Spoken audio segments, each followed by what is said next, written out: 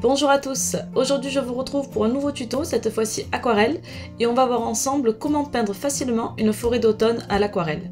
Ça fait partie du nouveau thème de ce mois-ci pour le challenge Inspire ton lettering, que vous pouvez retrouver sur mon compte Instagram ou sur le groupe Facebook Inspire ton lettering. Je vous mets tout en commentaire, et donc ce mois-ci on est dans le thème forêt d'automne. Alors pour le matériel, il vous faudra du papier aquarelle, deux pinceaux, un moyen et un plutôt très fin. Je vous mets la référence de ce que j'ai utilisé donc en description de la vidéo. Si vous avez un tout petit, ça peut vous aider. Moi je ne l'ai pas utilisé, vous verrez, mais ça peut être un plus. Il vous faut de l'aquarelle donc aux couleurs d'automne, du rouge, du orange, du jaune et du marron. Le orange, vous pouvez le faire avec donc le jaune et le rouge mélangés. Vous verrez, c'est ce que j'ai fait pour avoir une meilleure teinte, de l'eau et un torchon. Avant de commencer à savoir peindre une forêt, on va voir d'abord comment faire un sapin. Donc je vais vous proposer trois façons de faire un sapin facilement à l'aquarelle. Donc tout d'abord pour le premier, alors peu importe la couleur, là je prends du rouge. On va donc commencer par dessiner, bon évidemment le trait du sapin. Ensuite on va venir en fait sur le côté faire des petites branches. On les fait assez espacées. Si elles sont pas régulières, c'est pas grave, vous allez voir pourquoi après. Donc on essaie de les faire un petit peu en vague.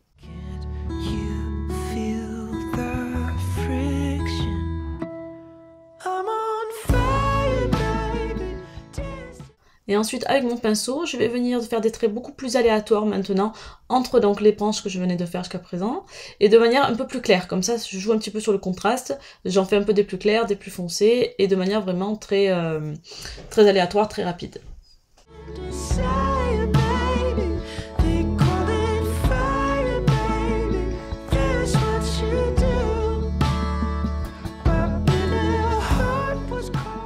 Pour la deuxième façon de faire un sapin, je reprends le même procédé que tout à l'heure, donc le tronc de départ avec les branches. Et cette fois-ci, je vais partir en fait faire des épines, mais de haut en bas. Des allers-retours en fait, je pars de mes branches et je fais des va-et-vient de haut en bas, au milieu entre chaque branche.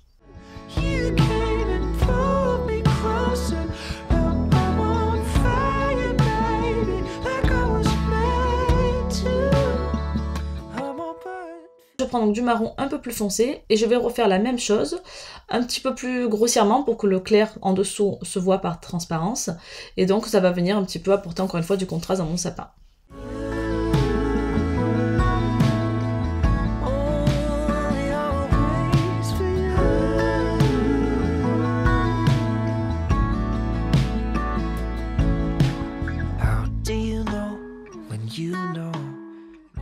Pour la troisième technique, cette fois-ci, je fais que le tronc.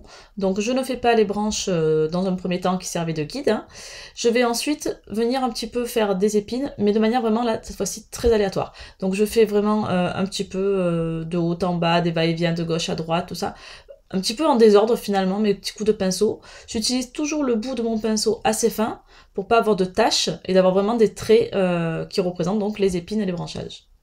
Friends are getting terrified, but if what we feel is almost real, I can see the answer looking in your eyes. Can you feel the friction? Alors pour réaliser une forêt d'automne facilement à l'aquarelle, on va jouer en fait sur les effets de transparence, donc de contraste qu'on va apporter pour donner de la profondeur à la forêt. Tout ça, on va le faire avec la quantité d'eau qu'on va utiliser dans la peinture, les couleurs et un petit peu aussi le positionnement des arbres. Donc dans un premier temps, on utilise, que ce soit jaune, rouge, orange ou marron, de toute façon, on met un petit peu de chaque couleur. On fait des arbres qu'on va dire un peu au fond, qui vont donner de la profondeur, et on va bien diluer notre peinture avec de l'eau pour avoir ici par exemple un jaune très clair.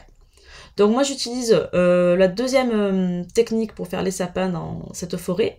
La deuxième façon, donc avec les épines appuyées sur les branches, sur les guides.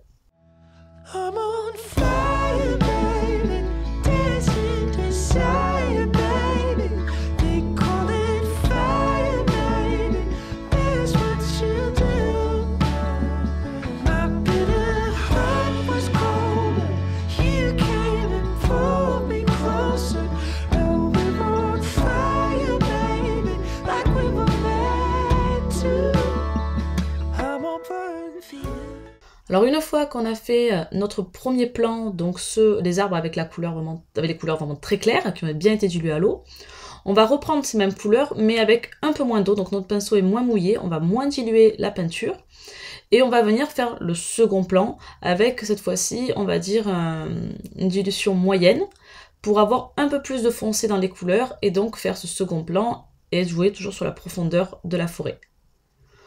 On voit aussi que je descends au fur et à mesure mes arbres. Je les fais un peu plus bas par rapport aux autres. Donc par rapport au premier plan, donc pour justement, toujours pareil, donner un petit peu de profondeur et vraiment donner cette sensation beaucoup plus de forêt et d'étoffer nos arbres, tout ça.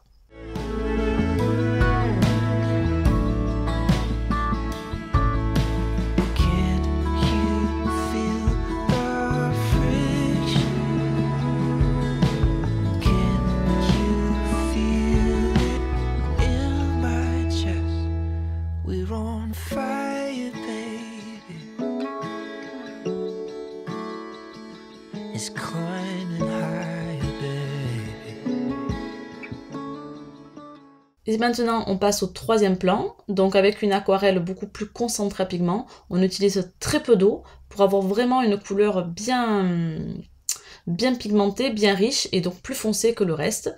Et on fait encore une fois des arbres un petit peu partout.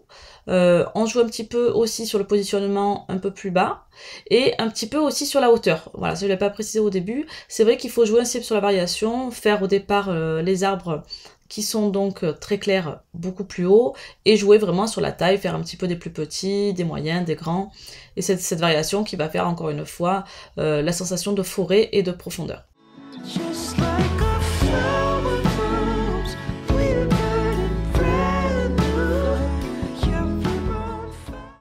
Une fois qu'on a terminé donc nos sapins, on va venir toujours avec le pinceau fin. Je ne l'ai pas précisé d'ailleurs depuis le début, c'est vraiment le pinceau fin qu'on utilise pour faire les sapins. Donc on va venir reprendre de l'aquarelle toujours bien pigmentée avec peu d'eau et on va redéposer un petit trait de couleur sous chaque sapin. Donc le marron sous le marron, etc. Ensuite on prend le pinceau large cette fois-ci et on va jouer sur l'eau. On va commencer avec un peu d'eau. Et on va venir repasser, donc déposer de l'eau sous nos traits qu'on vient de faire, donc avec l'aquarelle bien riche, et on va venir un petit peu la diffuser. Ensuite, on va jouer sur cette façon de diffuser donc la peinture. On va remouiller notre pinceau au fur et à mesure avec un petit peu plus d'eau et on étire la peinture. Ensuite, on remouille encore notre pinceau de manière à ce qu'il y ait de moins en moins en fait de peinture au fur et à mesure qu'on descend. On va la diluer pour vraiment faire un dégradé. Après, ce qu'on peut faire, c'est reprendre un petit peu de pigment, reprendre un peu de peinture et profiter encore, donc là on travaille vite, hein, profiter que ce soit mouillé et redéposer un peu de peinture et l'étaler pour que ça se diffuse et apporter justement un effet un petit peu d'ombre et de relief à notre forêt.